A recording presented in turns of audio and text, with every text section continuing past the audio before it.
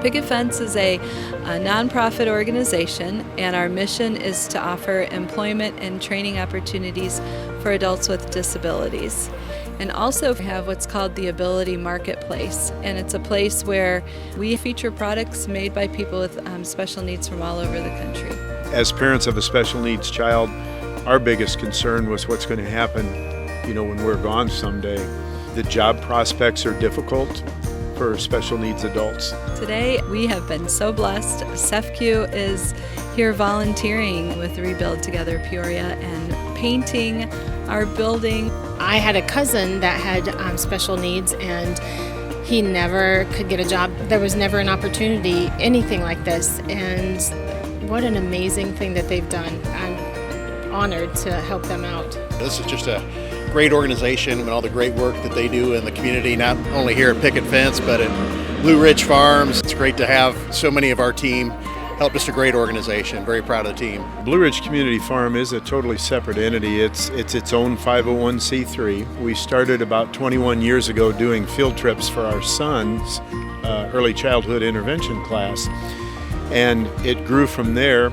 And it got to a point where just a few short years ago, prior to COVID, we would have about 1,500 school children that would come out and tour through the farm. And they would interact with the animals, they would help feed them, we'd do hayrack rides, they just play and be kids. So when Picket Fence came available and we started talking about the opportunity this would present and how it meshes or dovetails really nicely with housing we have, Blue Ridge Community Farm, and the jobs that we could create, it just kind of seemed like a no-brainer.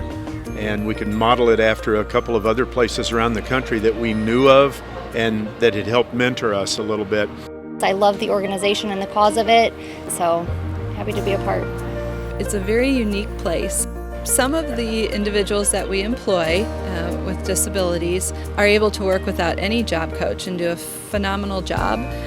Others need a little help, and they will have a job coach with them.